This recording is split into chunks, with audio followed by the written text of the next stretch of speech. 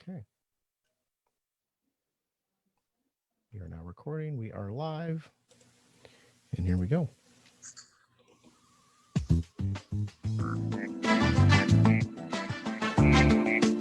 Welcome to Psyched by MG. This is Mary Grace Randazzo-Ratliff, or MG for short. I've been a psychotherapist in private practice for 32 years now. Guess what, everyone? We all have issues. So it's time to lighten up and move forward. Let's stop letting our crap control us and take control of our crap. Good evening, everyone. Hello, Barbara Mangami. How are you? Hi, MG. I am good. How are you? Hi, everyone. How's everyone doing? Happy Friday. Happy freaking Friday. Yes. My God, what a week. Mm. What a week. Like, seriously? Wow. And I've got to stop. And I tell my clients this, please don't spend a lot of time watching the news. It's easier said than done at the your moment. Anxiety. But there's been so much. And every time you turn around, and you know, I have to make this comment. Oh, wait. I know, Matt, I know. First of all, where you can find us. Because you know, once I get going, I'm gonna forget it. You know, you're a quick study. I'm See? just gonna say. See? Right. So everyone who's listening, you can find us at Podcast Detroit. You can find us on Spotify, Apple Podcast, of course, Facebook, all at Psyched by MG, LinkedIn, YouTube. And please, when you do find us there, click like, subscribe. We really need you to do that. And let us know your thoughts. We've turned many a show into, you know, a viewer's concern or something that they want us to explore. And then you can find Barbara. Where, Barbara? Well, you can find me on as Generic African Auntie on Spotify, Anchor, Apple Podcasts, Castbox, and others. I'm just going to call them others. It's just everywhere. And you know what? The other thing, apparently this week was teachers around the world. It was their acknowledgement week. So we want to acknowledge and give a special shout out to any teachers that are listening. You are so valued and you are so respected, especially during these very difficult times. And you guys are frontline workers, and we know that. And we just want you to know here at Psyched by NG that we appreciate you, and we keep you in our thoughts and in our prayers constantly. And I personally, you know, hope the kids stay, you know, online. Yeah, and yeah, shout out to all the teachers. I think you humans are really amazing. Thank you for everything you do for our children. Thank you for putting your lives on the line for our children. And we do not take it for granted at all. And just as much as we think about our children's safety, we worry and think about you also. So love and light to everybody, every teacher out there. Yes, send them good energy, everyone, because truly they're the shifts that are happening constantly for them, and having to change the way they're doing everything literally comes in every day. They have their own fears. And so please send them all kinds of good energy and good light. And we appreciate you. Hello, Matthew Burita. Hello. Welcome. Matthew. Hi, everyone. Hi, Barbara. Hi, listeners. Matthew's coming in because he had a session, you know, right up until the time. And Matthew, we were just giving a shout out to teachers because this week was, I think it was National Teachers Week or Day. And I just wanted to acknowledge them and give a special shout out. And how are you doing, Mr. Burita? You know, well, as a teacher, so as an educator, I appreciate the shout out. And, you know, it is difficult right now, to say the least. And it's, you know, just got, you know, getting done. I think the theme that I'm noticing is just we're struggling with adjustments. And so I appreciate the shout out for all the listeners, and I'm excited about what we're going to talk about tonight. But yeah, so I'm doing well, adjusting and walking the walk as we talk the talk, as we always say. Yes. So Yeah. practicing being vulnerable, practicing being courageous to continue to be vulnerable. Yep. And I think that's allowing ourselves to recognize that our expectations that we have on ourselves, sometimes we just have to give ourselves some credit where credit is due. We're doing okay. Yeah, I think we're doing amazing, and we have to give ourselves grace where we're not doing well. Yes. This is that time where I think self-care is just of utmost importance, because we are living in unusual times and we're dealing with unusual things. Just think about what has gone on in the media, especially since last week when we convened, right? It's like, only a week ago, like so much has happened. Like, and it was a week ago. Right. I mean, oh my God. Like, enough. I feel like enough. Get this election over. Let there be a change. My own personal opinion. And I'm just so tired of it. Yeah. I'm getting battle fatigue. Yeah. Yeah, it's total fatigue. I think we're all just kind of worn out. Yeah. And maybe that's it. Also this transition, I don't know about you guys, but from a sort of spiritual perspective as well, just the way astrology is aligning and what's going on, this transition is particularly hard. Moving from fall into winter. Or rather moving out of, not fall to winter, moving out of summer into fall is particularly rough. Mm-hmm. So add to that, everything else that's going on and the energy that's out there, Yes. So speaking of the energy that is out there, which is a great lead-in to, I watched and I'm going to fill Barbara in on American Murder, The Family Next Door. Matthew, did you get a chance to watch that? I did. Holy shit. Holy freaking shit. Oh my God. Come on. Okay, so here it is, Barbara. Here it is. And it was such a great representation of a covert form of narcissism. And I want the viewers to understand there is overt, which is obvious. It's obnoxious. They only talk about themselves. They wear you out very quickly. They're entitled. They don't take ownership for whatever they do. But covert is a bit different. Now they are just as self-centered. They cannot bond. They don't take responsibility for their parts and problems. They blame everybody else. They turn your needs and wants into a burden, which we've talked about so many times on the show.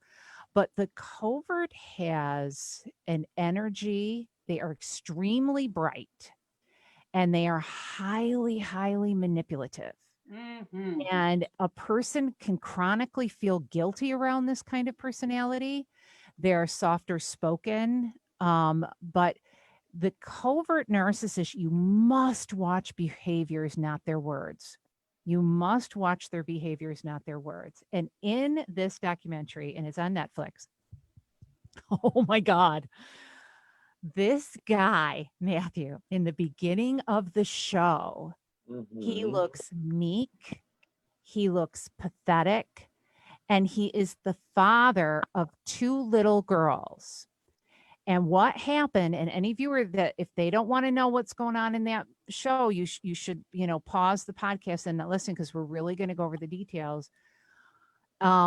This man killed his wife and 2 little girls. And unborn child. And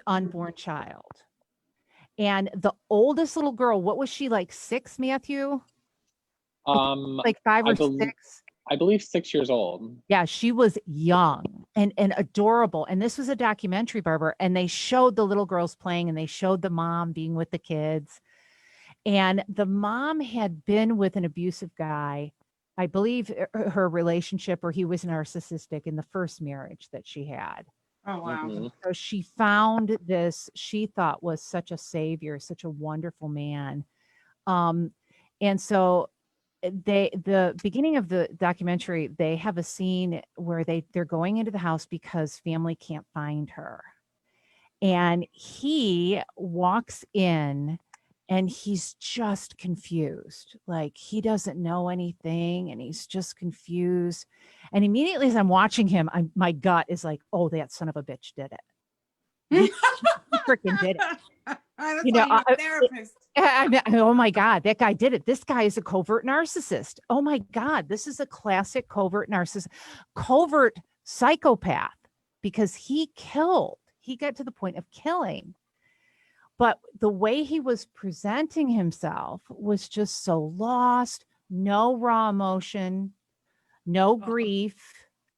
Always put his hands, Matthew, did you notice he always had his hands up on top of his head like this? And he was just always confused. And, but no like connection to the wife or the girls whenever he was questioned or talked to. And he was so incredibly manipulative in the way he would talk publicly and about how he was heartbroken. And again, he just didn't know what was going on. And, but then the police started to figure some things out. And I loved the female cop. There were 2 cops that did the interviews with this guy. And the female cop, I can't remember her name. Matthew, do you remember what they called her? I don't know. They only said it, I think, once. I can't remember, but she was so good. Oh my freaking God. She was so good. She looked at him at one point and said, why is it whenever I bring up your daughters, you have no connection to them and there is no grief? And again, hands on the head. Oh, don't judge me. I'm just so confused. Like she said, but I'm talking about your daughters. The confusion I don't quite get. And they started to piece some things together. And Matthew, I cannot remember what I know he failed his polygraph. Well, that was part of it. So when it got to the point of the polygraph, that's when the female cop, and that's where I was impressed, because there wasn't this kind of like even overt or covert bullying tactics on their part. She was very calm, and as a matter of fact, and she said, you should not be here if you have any involvement in this. And she was basically giving him like this kind of, well, not an out, but telling him, I know you're guilty because you're here and there's inconsistencies. And at one point when it came back, she said, well, you were being deceptive and I know you weren't telling the truth. So now it's a matter of you telling us what really happened. Wow. And then you see him change his story. And deflecting to his wife. Yes, deflecting to his wife. And then you find out he had an affair. And he was cheating on her with this woman. And they're starting to realize he wanted to get rid of the old family so he could go on with this woman. And they realized the affair and they started to talk to him about that. And they started to break him down and he failed the polygraph. And then they bring his father in. And this is when, oh my God, he turns to his father. His father's like, what's going on? Like, what happened? Did you do something? Which I thought was quite amazing. That's telling. Yeah, that's very telling. And he said, the little prick, he said, she killed the kids. I think her name's Shannon. Shannon's the wife. Shanann is the mom and the wife. Shanann killed the girls, and so then I had to kill her. Oh, wow. Oh, he didn't say she committed suicide. No. I thought that was going there. Oh, so he did claim some guilt. Yes, but the father said, did you catch it? He said, is this really the story? Mm-hmm. Right. He's like, is this really what happened? Like, what really happened? And again, she pushed me to it. Okay, here is the famous part at the core of narcissism. No responsibility. No accountability, And right? Someone made me do none. it. Someone made me do it, and I am the victim. I am the victim. She drove me crazy. He lost all this weight and he was working out constantly. And Shanann kept wanting her husband and wanting it to work and wanting to connect with him physically, sexually. And he kept rejecting her. And she kept asking him, is there something going on? Are you cheating on me? Are you having an affair? And he deny. Now, how masterful of a manipulator. And he did it through being pathetic Mm. and weak and so innocent. And yet he murdered all three of them.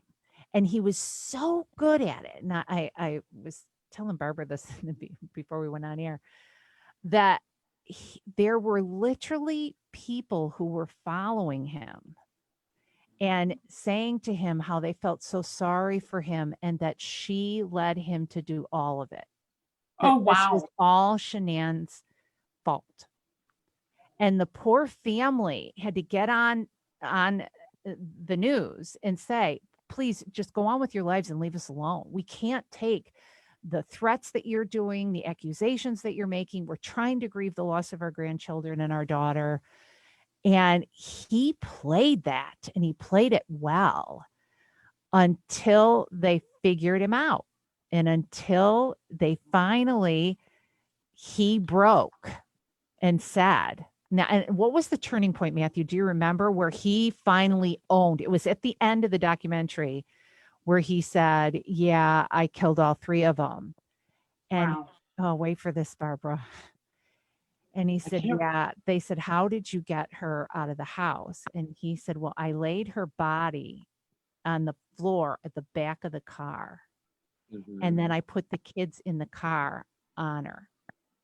And the kids kept saying to their dad, is something wrong with mommy? And Oh my gosh. So wow. And he says, no, she's just sleeping. No, again, no emotional connection whatsoever. No, like, oh my God, my poor kid. Like, there's no break in his reality in which he connects to anything emotionally, nothing. Well, and if you remember too, this was towards the middle to late end or early end of the documentary. They were talking about how when she got home, and they show her getting home at like 2 o'clock in the morning, around that time in the morning, and at the end they explained that he knew, and that was the turning point, that he knew that she knew that he was having about the infidelity, and that he actually he disclosed, and they were saying in the documentary that like he wanted to get caught. So then what he ended up doing, and this is also another string on the thread of narcissism and the destructive narcissism, is that he ended up having sex with her that night before he ended up murdering her. I forgot about that part, Matthew. That is chilling to the bone. Oh my gosh. Yeah, I mean, again, the level of disconnect, that's what gets me. Wow. Is so profound. And then the ability to, in the meek way, highly manipulative way, to present himself as a victim. So here are these concrete behaviors. What was he like in his life, though? So I'm hearing about the movie, and which obviously starts little after he's killed his family. But do they flash back to any part of their life together? How did he present? Yeah, he presented. So in the beginning, he presented like Mary Grace was saying. So this is a gentleman who, he was quasi overweight, not like, morbidly obese or anything like that. But so he was overweight, but then she was actually going through a bad breakup. And then also she had lupus, I believe. And so she was going through that, where she felt like she was just depleted, she was demoralized. And she said that she had finally found somebody who, kind of was her quote unquote savior, I believe.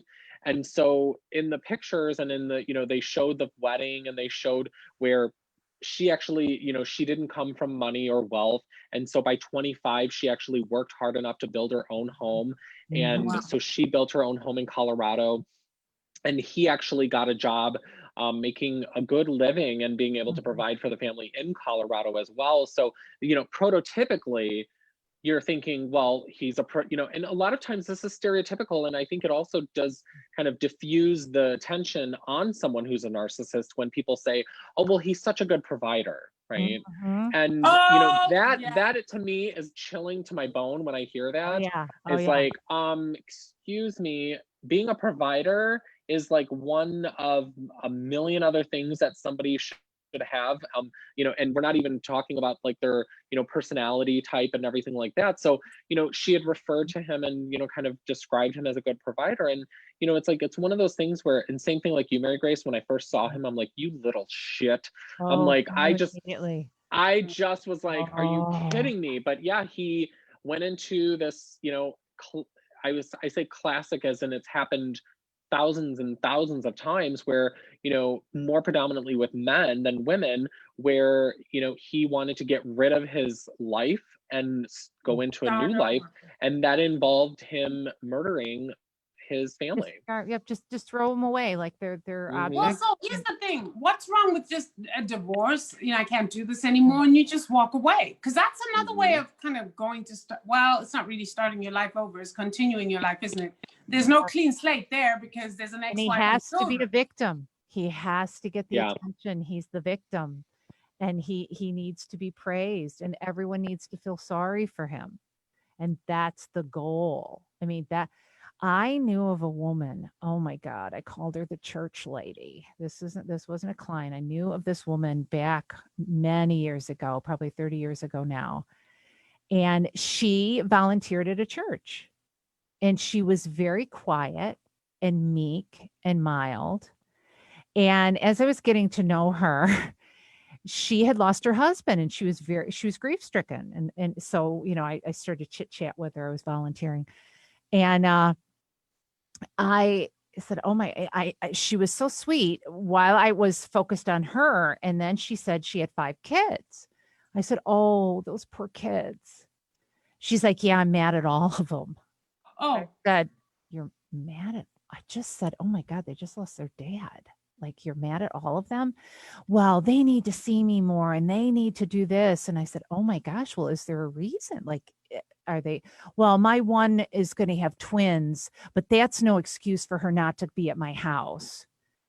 And so now I'm starting to get this pit in my stomach, like, oh shit, this woman is probably borderline or some form of narcissism. And so I did a couple like, yeah, but oh my gosh, she's carrying twins. Like, wow. Yeah, as a mom of twins, I can tell I walk in the car. Matter of fact, I still have PTSD from that time. Yes. Okay? So I mean, and the poor girl is carrying twins, lost her dad before the babies were born. I'm thinking of the whole story of this poor girl. And the kids, no matter what I said, there was no ability to see their grief. There was no ability to see their lives. It was all about serving her. And she was the one that was important and of value. And all of their needs and wants and no's and limits were turned into a burden and a problem by her. And wow. I actually said this to this woman. I said, you do know you're wrong. You do know that you sound very selfish right now. And I'm telling you, as a person who's a therapist, if you know that your behavior in which you're putting them down, you're doing nasty phone calls, you are hurting them. You are wrong. And she said, yeah. And I said, so I guess you're a pretty malicious person then. Mary Grace. And I walked away. I thought, I don't give a shit if you're a church lady. Who's going to speak out for those poor kids? I love those you. Poor like, I just said you're a pretty malicious person. Yeah, I said, wow, you are a pretty malicious person. And you're at the church. It's time to get a pew on your maliciousness. But here's the thing, you know, listening to all this, I'm thinking to myself, there's a big difference in this covert narcissist to the overt. Right. One of them is, of course, the outward narcissist is one you can spot a mile away, and I think they're less dangerous, actually. Mm-hmm. Yeah, Right? They like social situations. Those guys, yes, they're charmers and everything else. I mean, I've seen physicians, I've been to parties where they're surgeons. I'm sorry, surgeons. There are a lot of you who are sick in the head, and you can spot a narcissist right there. It's the way they walk, the way they look down on everyone. It's the way they poo-poo everybody. In a conversation, they will quite happily dismiss everybody's opinion except theirs, and they, because of their very large brain, they have very large brains. They will literally just, and they're misogynistic most times. So if a woman opens her mouth, they'll literally roll their eyes or turn. That's the time they choose to go and get hors d'oeuvres or something, right? This covert dude, I think these are more dangerous because of that demeanor. Because of that demeanor, that demeanor that seems safe and non-confrontational. So you can imagine a woman who might have been with somebody who's a covert narcissist, right? Coming out of a bad relationship, like you say, and you come across this guy who seems so non-confrontational, so safe, so non-threatening, right? Mm-hmm. And yet, what is it they say? Still waters run deep. Yeah. That's right. So they manipulate with their meekness. They play the victim card. They're highly intelligent when they do this. Like you really, really have to watch their behaviors, not their words. You have to watch. And the whole time, Matthew, the whole time I was watching that show, I kept thinking he murdered those babies. The unborn child in her stomach. He murdered his wife. He murdered the little girls. He sat the little girls on top of mommy's body and drove those girls to their death because they were not dead. He took them out to that field, then killed those babies and dumped them in a grave. If you remember in the movie, he had said, he was like, it's about a 45-minute drive. And so that's where you're talking about somebody who is completely has, they're beyond a sociopath, they're a psychopath. And somebody who can drive 45 minutes and intellectually know that, and he actually even said that, I know that I knew I was going to do what I was doing. So it was premeditated on his part. Right, that's the level of premeditation is scary. Yeah. I mean, this is why I often will say no ability to bond. But here's the thing, I was reading up on some of the characteristics and what causes this. And I know that as adults, we need to take responsibility for our own behaviors. But damn, man, some of these people have had some horrible parents. I mean, things like trauma from childhood, parents who emphasized overachievement, parents who did not allow the child to express their emotions openly. Sometimes they were punished for expressing emotions. I mean, this sounds to me like a disorder that comes from learned behaviors or from nurture. And not so much genetics. Am I reading this correctly? I think some cases can be both. Some killers. It's so interesting, Matthew. What killer was it? Was it? But then, Mary Grace, are all killers covert narcissists? Is what we're trying to, because I'm trying to define the covert psychopaths. Remember, the difference between the sociopath and the psychopath is the socialization. The sociopath has to be the center of attention. They like being out in the world. So that's your overt narcissist, right? Yes. But the psychopath is more introverted. They're more private. They like control and domination, but in a more private sense. And this is why they kill. Where the dictator is more of a sociopath. Right. I got you. They have to be grandiose. They've got the God complex. Everyone needs to honor me. And Matthew, what killer was it? It wasn't Son of Sam. It wasn't B2K. What was? ETK.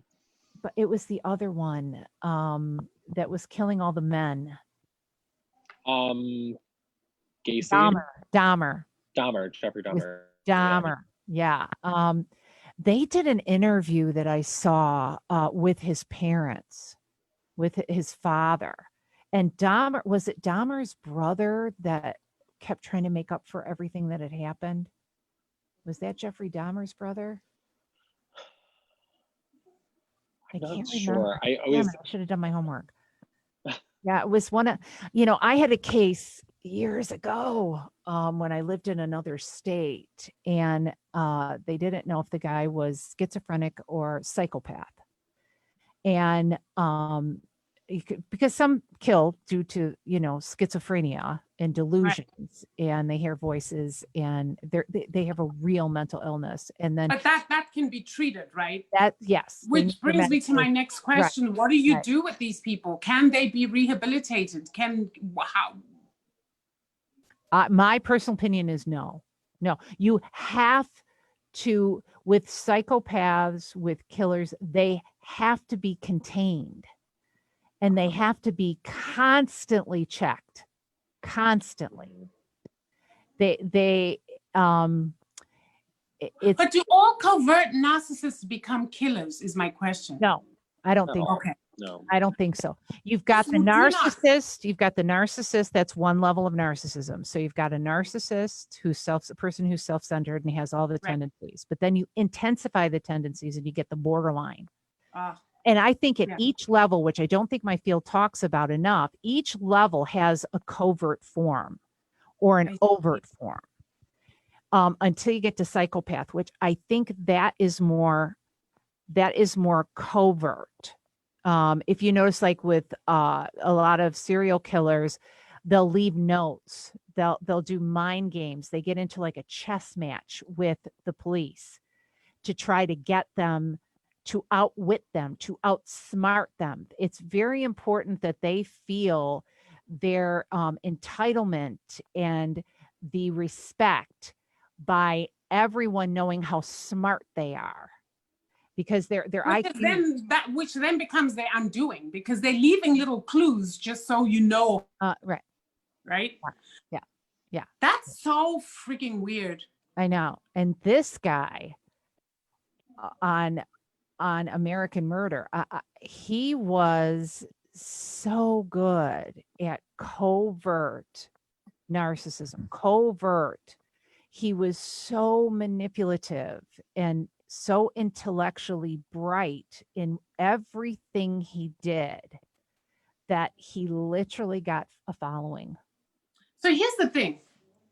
I'm thinking more of our young people out there, your 20s who are, starting to, who are getting into more serious relationships as they are in college, maybe, and maybe final year college, getting ready to go into the job market. You meet someone amazing, special, brilliant, not an attention seeker, likes to be quiet and at home because apparently they don't like the social scene.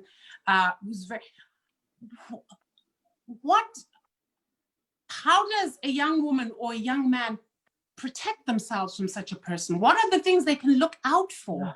The first thing I want them to do is get the book called Gaslighting. That's it. Okay.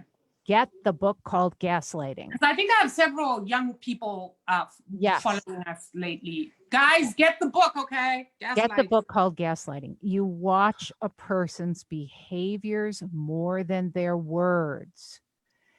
When they can get you to just listen to their words and con you and distract you from their behaviors that they blatantly do wrong, cheating, lying, and they will outwit you to get you to rationalize that it was no big deal and then make you feel guilty that you even brought it up or thought about it. If you're in that kind of dance, get the hell out. Get the hell out, that you're being manipulated.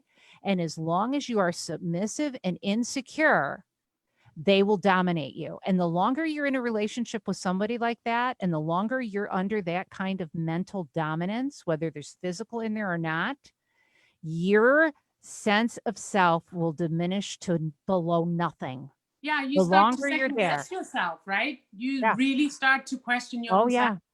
Yeah. And they will pick people who are insecure. They will Oh, pick man. people that they will do crap to and then come around and act as if they were just so sweet as candy and they were such good people and they cannot believe, like, look at all guys have a problem with this. You got to know, at least I'm talking to you about it. At least I'm owning it, right? I'm owning it, right? Well, you cheated 3 times. Well, you know what? But I'm owning it and I'm working on it. And Oh, wow. repeated patterns, repeated behaviors.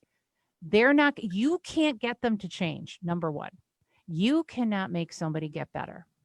They have to own their problems. They have to not only say it, but do something about it.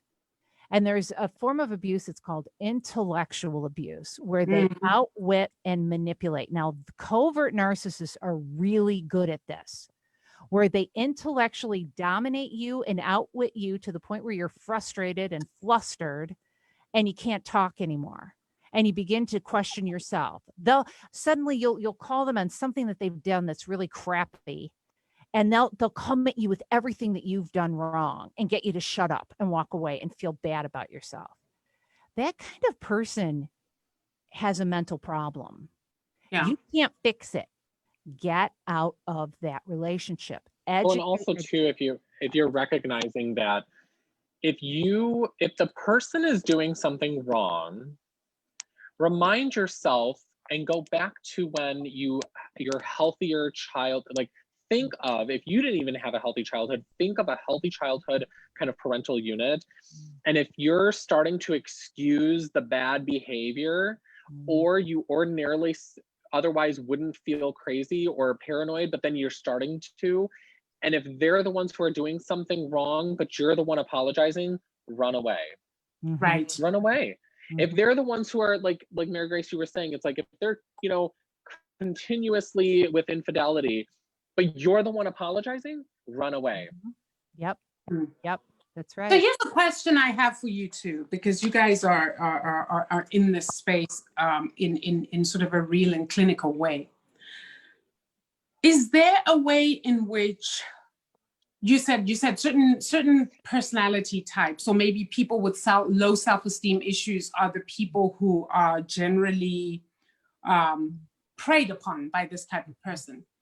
Is there a way in which how we raise our children, and I mean both girls and boys, that set them up for this kind of person?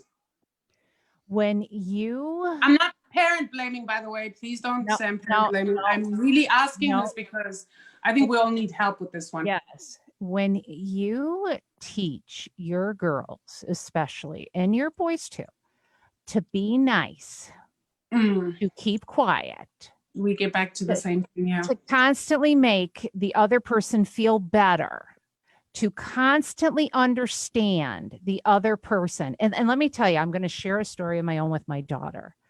And I caught myself. She was 6 years old. And my kids, children of needs with special needs, were very drawn to my kids, which is great. They've got a gift. They're very sweet. They're very sensitive. They're not judgmental. They're compassionate. But what was happening is there was a boy who had a lot of problems, and he was very behavioral, and he would lose control. He would have outbreaks.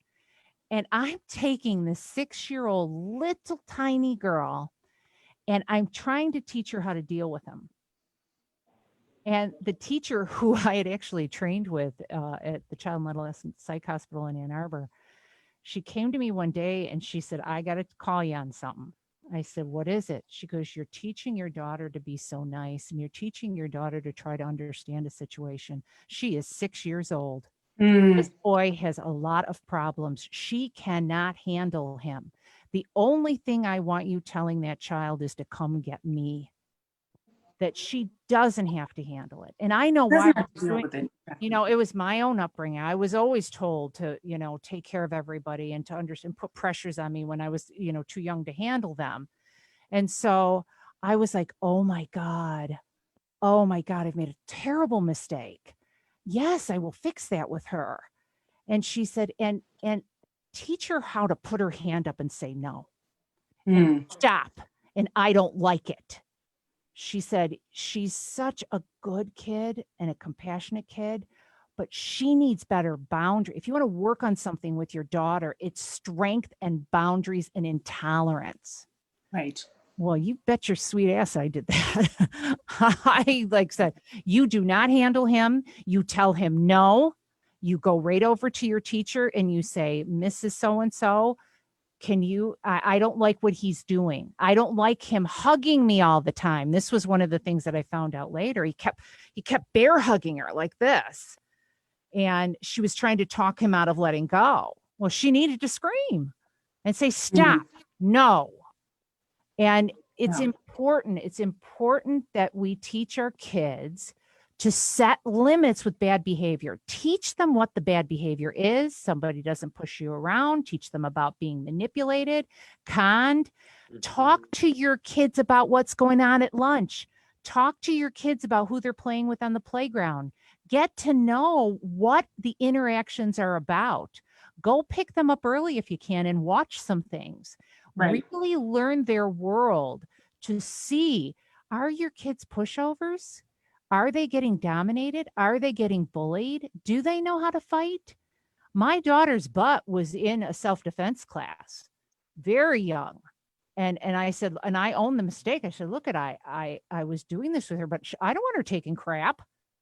Yeah, I did the same. Wrong. They all did martial arts from about age 3. Yes, yes, yes. Because I think self-defense is a right. It's a human right, basic human right. And I think we do our children a disservice when we don't get them trained. Right, right. In other words, you have a right to defend yourself, your bodily integrity, and your personal space. Yes. And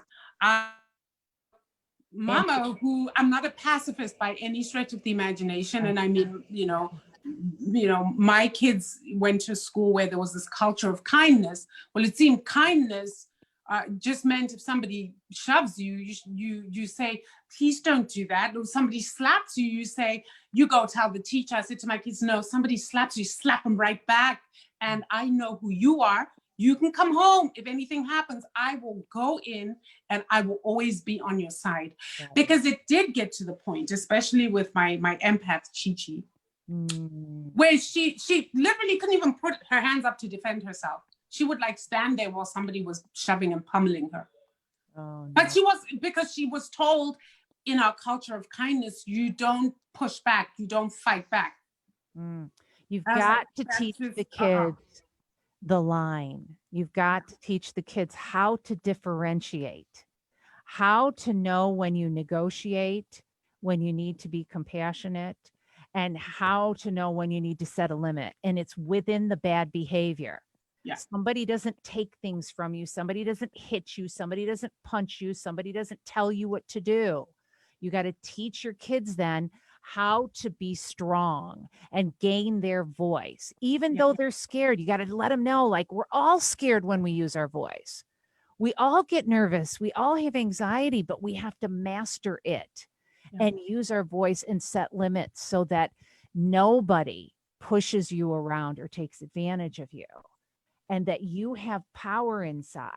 And educate for the older ones that are listening, for the people who are dating, for the teenagers and the 20-year-olds. Get the book on gaslighting. Get a book on narcissism. There's the book called The Wizard of Oz and Other Narcissists. And in that book, they cover covert and overt narcissism. And really learn about it, because the more you have an understanding, you'll be able to see it when it's in front of you. And that's another thing, parents, get the book, be able to articulate what is standing in front of them, what the conflict is, and then you can help them with it. But for some parents, they're like, I don't even understand what's going on. And if you're really overwhelmed, parents, and you're like, oh my God, I can't read a book, please set up a therapy appointment. We're good at it. Yeah. Let us help you and guide you and do some parent guidance. And you know what? It used to take a village. And sometimes when you get your kids in therapy, they're going to listen to the other person more than they're going to listen to you, especially if they're older. I think setting the limits and everything that you guys are saying, I think is just absolutely fabulous. And it's also demonstrating a different way of interpreting our culture. And like you said, Barbara, it's like the culture of kindness. It's kind to be confrontational sometimes. Thank you. And confrontational has a negative connotation. And I think that's where I also work with my clients. And I remember working with a couple one time and I said, you know, I'm going to teach you how to fight fair. Well, I don't want to fucking fight. I was like, and I was like, but that's exactly what I'm going to work with you on, is that we do fight. We're fighting every day in with ourselves and with the world around us. And I think part of it is we have to also teach a level of humility and humbleness, because people don't want to, you know, it's, you know, a lot of it is where people don't want to be teachable, right? So that open-mindedness, you know, being a teachable man, a teachable woman, and it's like a teachable girl, a teachable boy, teaching people that it's okay to be taught and learn something about how to have a boundary and set a boundary. And I remember, and it was just, you know, we have the, you know, our professional identities, and, you know, and I remember working previously when I was subcontracted, and I worked in working with individuals who were incarcerated. And, you know, one of the individuals was, you know, I was confronting his past and his childhood, and, you know, he didn't like that. And he was like, you know, and he blatantly just, and it was more of a knee-jerk reaction, was like, well, fuck you, Mr. Burita. And I paused and I said, no, fuck you. And he said, he was totally shocked, right? he was completely shocked. And for all the listeners, know that is, you know, that's not like obviously the normal, typical, just everyday, you know, dialogue, but it was one of those. And of course, let me preface, we had been working together for almost 6 months. So there was that, you know, kind of therapeutic alliance. I was able to have that dialogue and that, you know, kind of feedback. And immediately he started smiling. He started laughing, and he said, and, you know, initially he was like, oh my gosh, I didn't know, you know, I didn't know a therapist could swear. And I said, well, we're humans first. So it was a teachable moment that we're humans, and the credentials and the acronyms and the, you know, all those other letters after our name, it's like being human.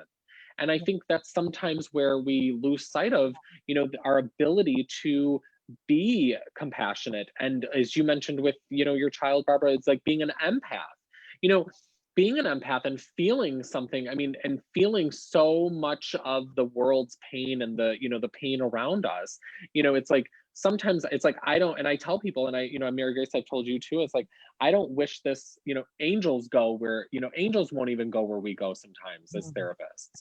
And it's like, you know, because we do go to places and we hear things and see things and read things and, you know, are exposed to things that, you know, a lot of people really, you know, when you even tell them a glimpse or even a sentence, they're like, oh my goodness.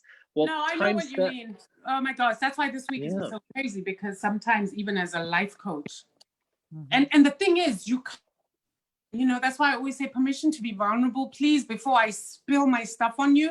Sometimes there isn't even that. You open your email and the first line is, this happened to me as a child. And you're like, oh, I did not want to know that.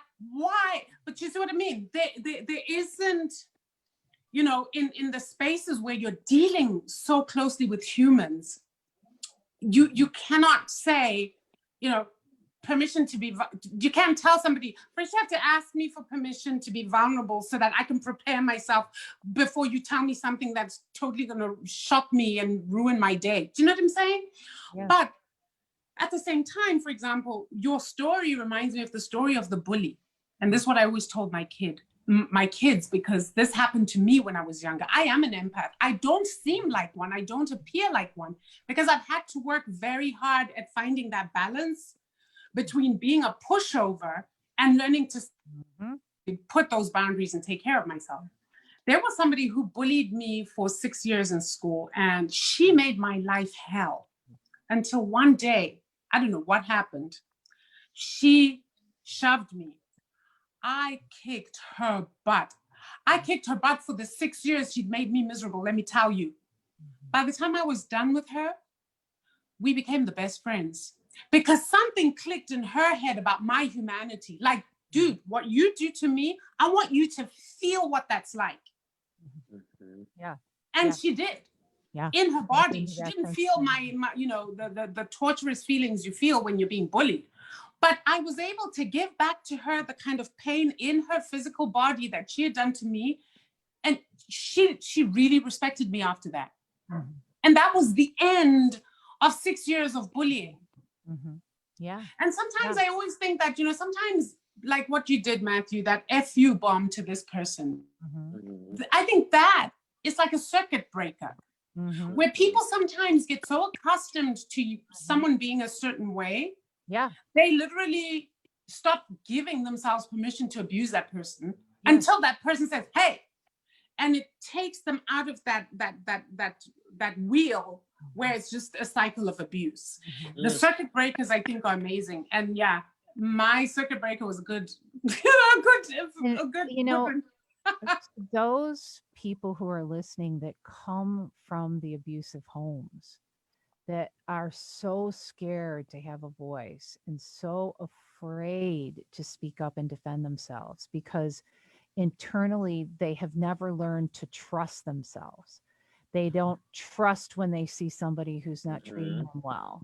They will rationalize the bad behavior that's in front of them to the point of you know, putting up with it and putting up with it and putting up with it. And it for those people, number one, counseling, of course, because the counselor is going to walk with you on that journey of understanding how this all came to be, how to see yourself innocently, because it started with you being mistreated.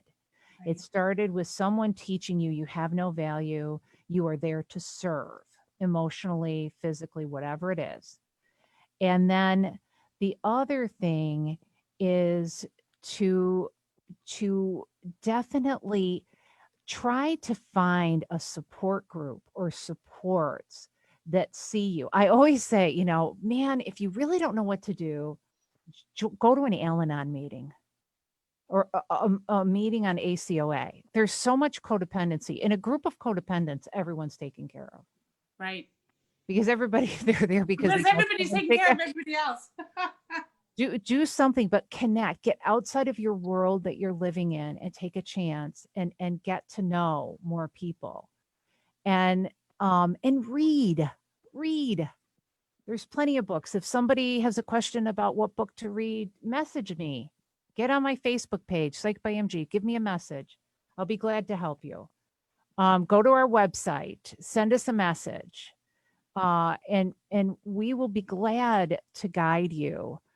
And then to just circle around back to this darn documentary, to really see the covert, the ones that use quietness and meekness and are masterful victims, that when you start to talk about yourself or a problem you have, they turn it into theirs. Oh, well, let me tell you what I went through.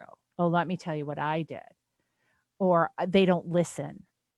So the covert, Barbara, you said it earlier, they're the hardest ones to see. The overt are obvious, but covert is not. And if you watch this, I gotta give this documentary a plug. Like, just watch this guy.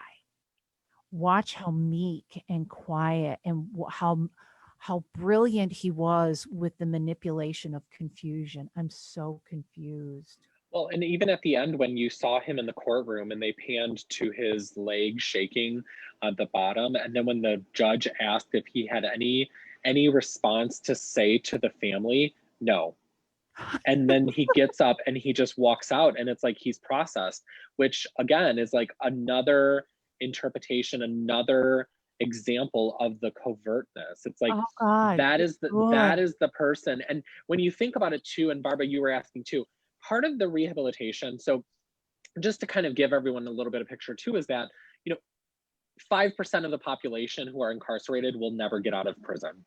Mhm. So that, and so 95% of the people, so just so when people think of like, and yes, the 95% do include people who maybe have committed, you know, crimes, egregious acts. And so we're not absolving the 95%. And I'm not saying that there aren't narcissism or narcissists in the 95%, but the covert, destructive, psychopathy is going to be in that 5% who will not, regardless of the rehabilitation inside of prison, they will not be leaving the prison at all. Right. These are the people who are serving Goodness. 2, 3, 4, 7, 10 consecutive life sentences having killed for all these the things people. that they're doing. So Wow. that's kind of a bit of a, you know, a little bit of a differentiation. But, you know, like you were saying, Mary Grace, too, is, you know, the reading and the communication, and even what we're doing here.